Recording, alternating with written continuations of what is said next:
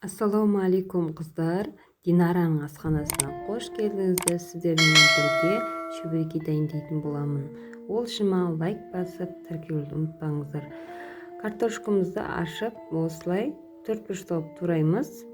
Видеода көрсетілгендей тураймыз. 20 минутқа суға пісіріп аламыз. Ұнымыздың үстіне тұз салып, араластырамыз. Оның үстіне 2 қасықтай майонез саламыз. Үстіне 1 жұмыртқаны салып, аздап аштық салып, орташа қамыр илейтін боламыз. Жұмсақта емес, қатты емес, орташа болуы керек.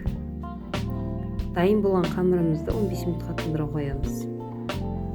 Картошкамыз 20 минуттай қайнап піскеннен кейін үстіне сүт, аздап сары май, қара бұрыш, қызыл бұрыш, тұз салып араластырамыз.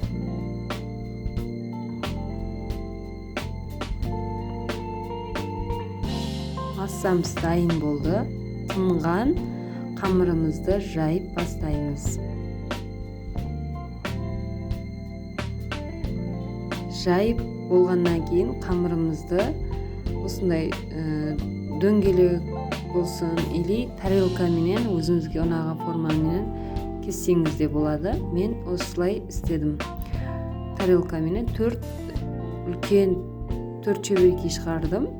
Қалғанын кіші қылдым. Өзіңіздің қалауыңызша.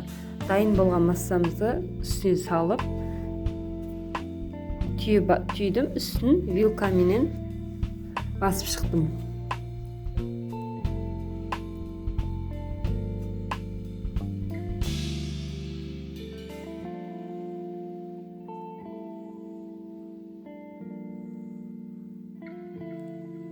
Қызып тұрған майда екі жағын пісіріп аламыз.